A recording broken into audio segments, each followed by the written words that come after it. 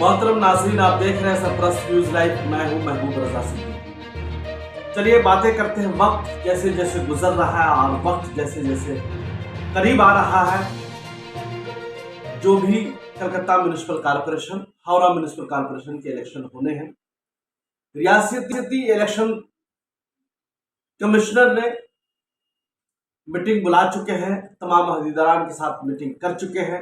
ये जैसे खबर बाहर में आ रही है, लोगों के दरमियान में खबर जा रही है, जितने भी काउंसलर इलेक्शन फाइट करने वाले हैं, तमामों के दिल के हार्ट बीट पर जा रहा है। अब क्या होगा, अब कैसे हम टिकट हासिल करेंगे और कैसे जीत हासिल करेंगे, ये दो सवालात उनके जहन में उभर करके आता है। मगर उससे पहले कुछ बातें मैं बताते चलूं। किसी को अपने टिकट मिलने का फिक्र है, तो किसी को टिकट के लिए हासिल करने की उसकी फिक्र है कि टिकट कैसे हासिल करें। एक को मिलने का फिक्र, दूसरे को हासिल करने का फिक्र, और तीसरे को तो किसी को टिकट हासिल कर भी लिया तो जीत कैसे हासिल करेंगे उसकी फिक्र है। ये फिक्र होना भी जरूर है, इसलिए कि इलेक्शन ये इट्स नॉट अ जॉब, ये आम चीज नहीं है, ये पब्लिक रिप्रेजेंटेटिव का सवाल होता है। दूसरी बात, किसी को अगर टिकट ना मिले, अगर मुझे बहुत लोग ऐसे भी हैं, अगर टिकट मुझे मैं नहीं मिला तो सामने वाला जो शख्स है उसको भी नहीं मिलनी चाहिए, भले किसी और को टिकट मिल जाए। मतलब क्रॉस पॉलिटिक्स भी तेज हो रही है। अगर मैं नहीं जीता तो वो भी नहीं जीतनी चाहिए। तो इस किस्म के सवालात जहन में है। आपस में भी लड़ाई तेज है, टिकट लेने की लड़ाई है। उसके बाद एप्लीकेशंस तमाम लीडरान के पास बहुत बड़े तादाद में जमा हुआ है।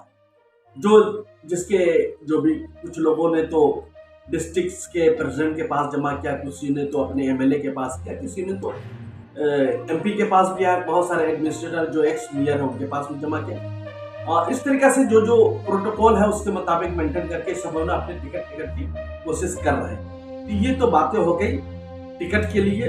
अवाम का भरोसा हासिल करना भी अपने आप में एक चैलेंज है, ये आसान काम नहीं है। मगर उससे पहले मैं एक बताऊं, रियासती इलेक्शन कमीशन ने Calcutta municipal corporation, Howrah municipal corporation के इंतखाब की तैयारी शुरू कर दी है और बड़े पैमाने पर तैयारी शुरू कर दी है, इसलिए कि स्टेट गवर्नमेंट का भी लेटर उनके पास आ चुका है और स्टेट इलेक्शन कमीशन भी उनको जवाब दे चुके हैं और इसमें मीटिंग सिटिंग सब तेज हो चुकी है। इस मीटिंग में जितने भी इलेक्शन कमीशन के आला अफसरान थे उनको लेकर बैठक हुई। तमाम मेंबरान को इंतखाबात के लिए तैयार रहने की हिदायत जारी की गई है। उसके लिए अमन अमान बरकरार रखने की भी हिदायत जारी की गई है और कोविड-19 की मुद्दत में इंतखाबात पर भी बहस हुई। मीटिंग की क़यादत रियासती इलेक्शन कमीशन के कमिश्नर मिस्टर दास कर रहे थे और उसके अलावा कलकत्ता पुलिस के ज्वाइंट सीपी हेडक्वार्टर वो भी मौजूद थे, मिस्टर सिन्हा सरकार, और कलकत्ता म्युनिसिपल कॉर्पोरेशन के कमिश्नर मिस्टर विनोद कुमार वो भी मौजूद थे। 124 परगनास के डीएम, हावड़ा के डीएम और एडीएम दोनों मौजूद थे। हावड़ा पुलिस के कमिश्नर वो भी मौजूद थे। इस तरीके से तमाम लोग को लेकर के एक बैठक हुई और बात अपोजिशन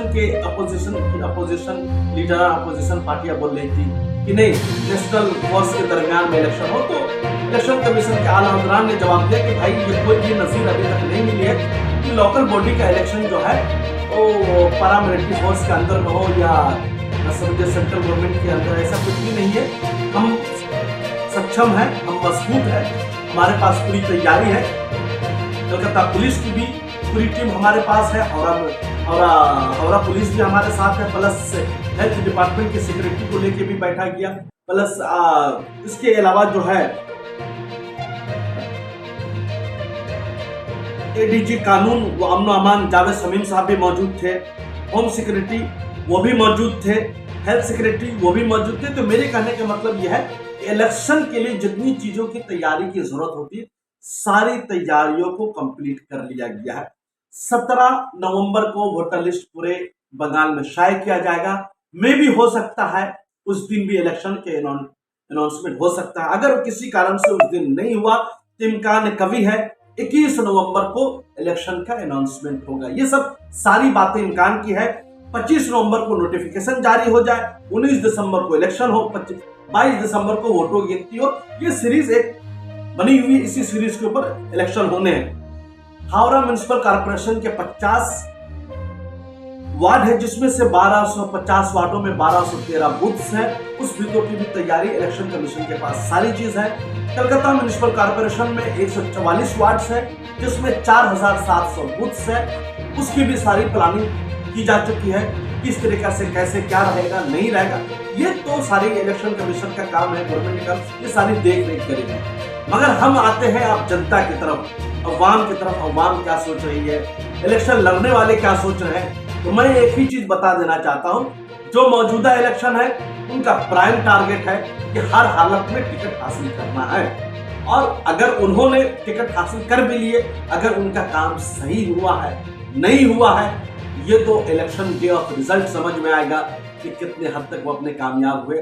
मगर इन सब के अलावा सबसे बड़ी बात यह है, उनके पास, जिनके पास बरसरे इक़्तिदार पार्टी का टिकट होगा, जिनके पास टीएमसी पार्टी का टिकट होगा, उसको तो अपने जीत का समझिए कि 50 to 60% यकीन रहता भी है और लोगों का जहन भी एक बना हुआ है।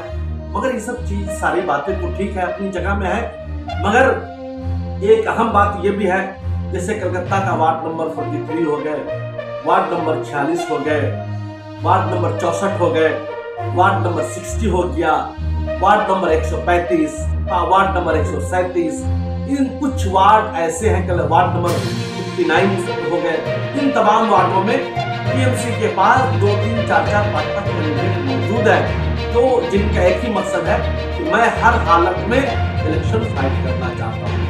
तो आप ये जहन बना के रखेंगे, अगर टीएमसी करने वाले 2 उम्मीदवार भी मैदान में हो, एक को तो जाहिर सी बात है पार्टी का सिंबल मिलेगा, पार्टी की तरफ से वो कैंडिडेट होगा, दूसरे को टीएमसी करने वाले को शायद वो टिकट ना मिले, तो मे भी वो आजाद उम्मीदवार भी लड़ सकते हैं।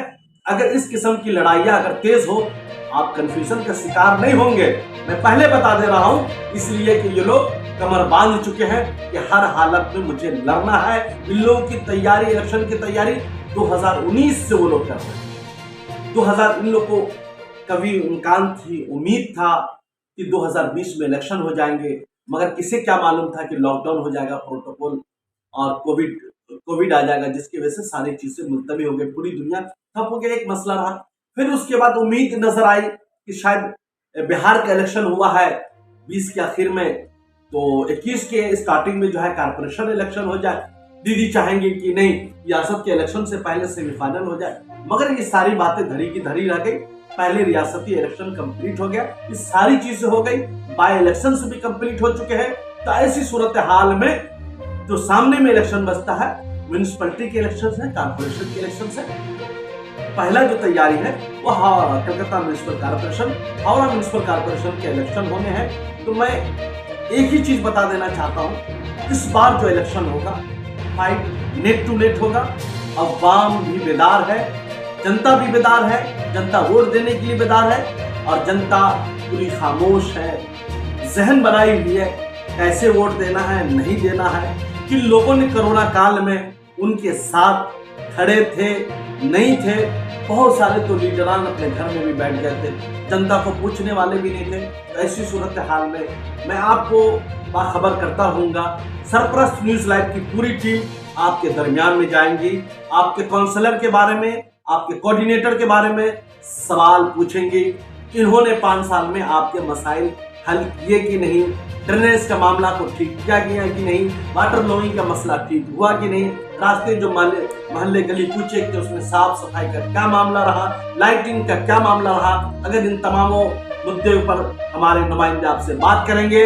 अगर चाहेंगे कि एरिया की हालत बेहतर हो, आपकी वार्ड की हालत बेहतर हो, पानी का सिस्टम बेहतर तरीके से हो, ड्रेनेज की हालत बेहतर हो, वाटर लॉगिंग का मसला हल हो और क्लीन साफ सफाई का भी मामला बेहतर तरीके से हो और किसी को किसी किस्म की कोई परेशानी न हो, आप हमारे नुमाइंदा को बड़े पैमाने पर लीजिएगा और सवालों का जवाब दीजिएगा।